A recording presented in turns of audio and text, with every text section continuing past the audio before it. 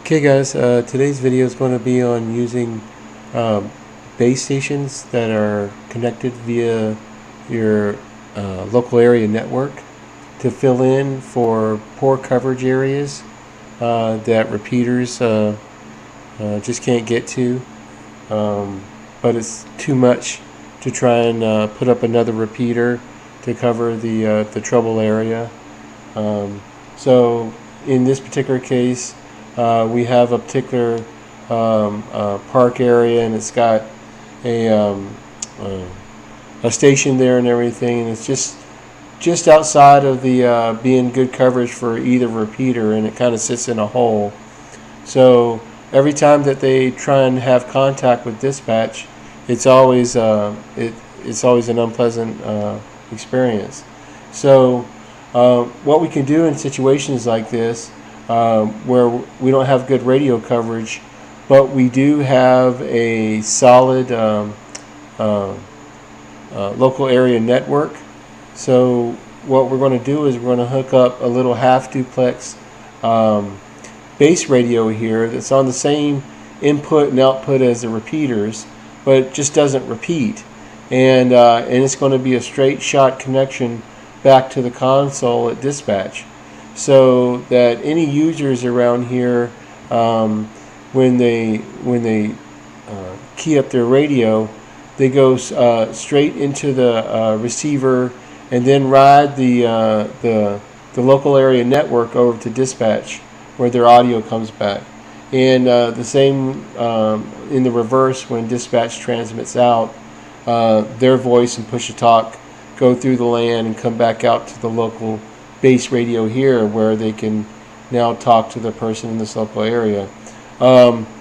This setup does not do local repeat, so it's not for multiple users out here to have their own built-in repeater.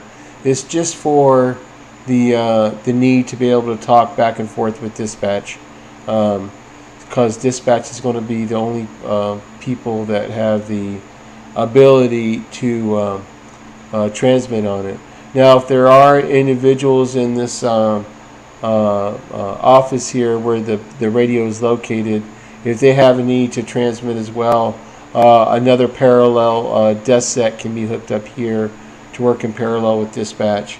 But for the most part, like I said, it's not repeated, so it's not for general use. If we look at the configuration of how that's done, there in the previous slide, we were using the console here, and with a network connection over to the radio. This console can also be replaced with a plain Jane version of it, which is just using an old style tone remote and an IP-223 to do the ROIP packet conversions for you. So this is what I'm going to have in my little demo here video. I'm going to show you how to hook up this setup here with just two IP-223s in this most simple configuration with just push to talk and receive and transmit audio, no channel change or monitor or anything like that. Just the most simplest of designs. Starting with the tone remote here, it is a really simple connection because you're only using 4 wires coming in and out. The IP-223 is programmed for console mode, and all the jumpers and everything. I've kind of gone over this setup in previous videos, but it's a pretty straightforward. And like I said, on the C-Soft console, this would just be represented by just one little icon here. So this is the dispatch side of it, and finally, this is the details for the connection to in this case, the BK-M150. Just to go over the connections and settings here. on your IP-223, I've listed out the different jumpers and the settings that they should be set to. All of these would be set in the software on a IP-224, but they're manual jumpers on the IP-223 here. Once again, showing we have 5 wires going in between the 2 DB25 connectors here, and it's summarized up here as well. Each one having its own jumper, one for ignition and the other one for your push-to-talk relay here. On the BK150, you do have to go in and set in the mobile I/O screen the output number 1 for active receive, and it's going to be an active low when it happens. Another thing on the M150, it does have a way of you can actually disable the display in front. But caution, if you do use that file to disable it, you can't re-enable it later without having the factory email you the undo file, essentially. But the reason you want to disable the display is that it prevents any button pushes, any changes.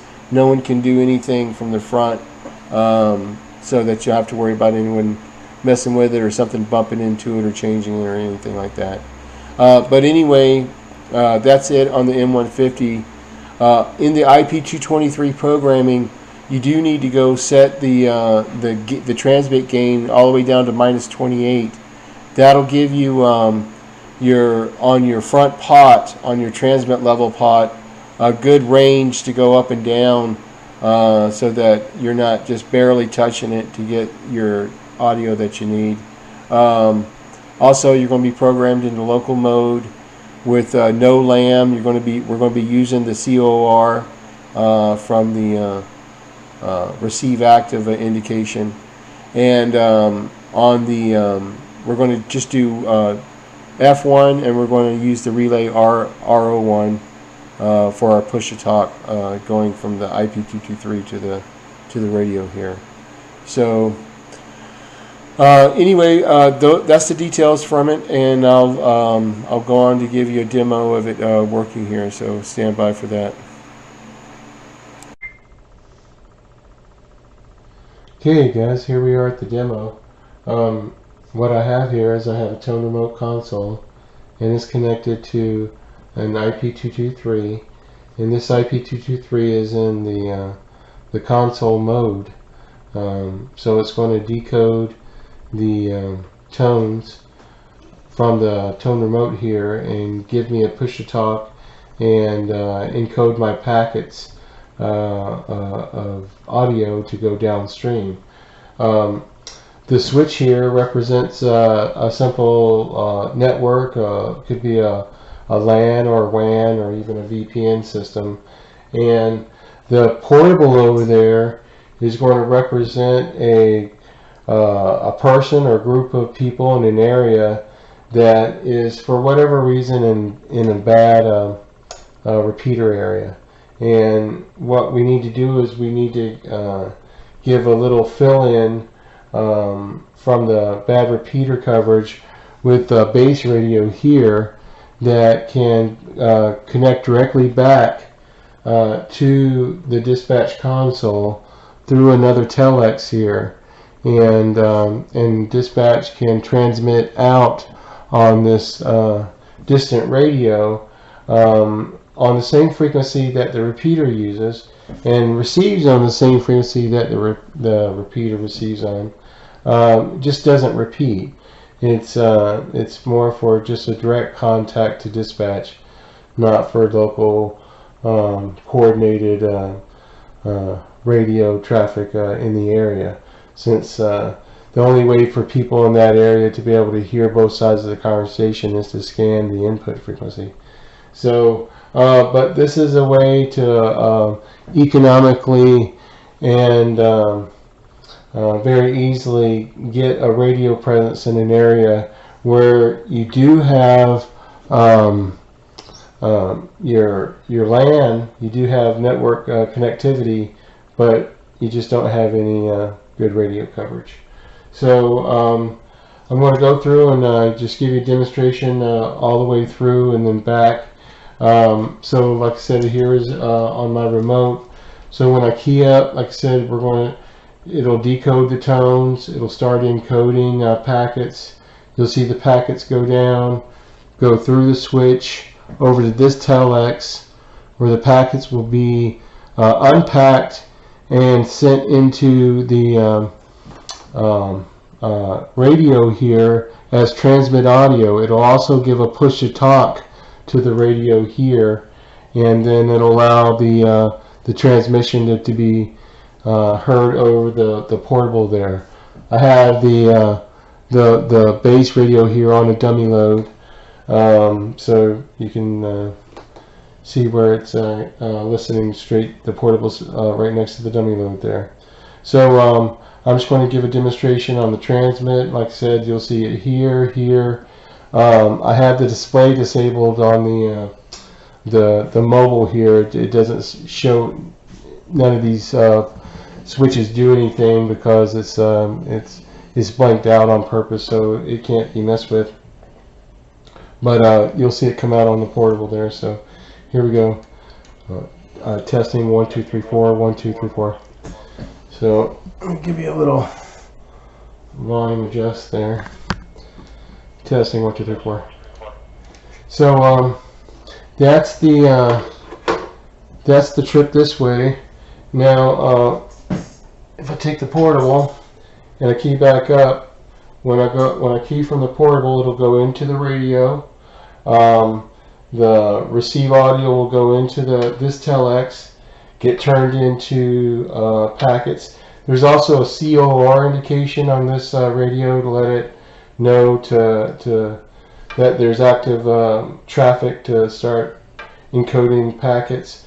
So the packets come through the network over to this, where it's transferred back into analog audio and then played out on the speaker system here. So testing what you're looking for. And so from here to here, testing, and then out the other side. So very simple, very straightforward, and like I said, just a perfect way to fill in a gap of coverage that you have. All right, that's it for the demo. Hope this helps, and we'll talk to you soon.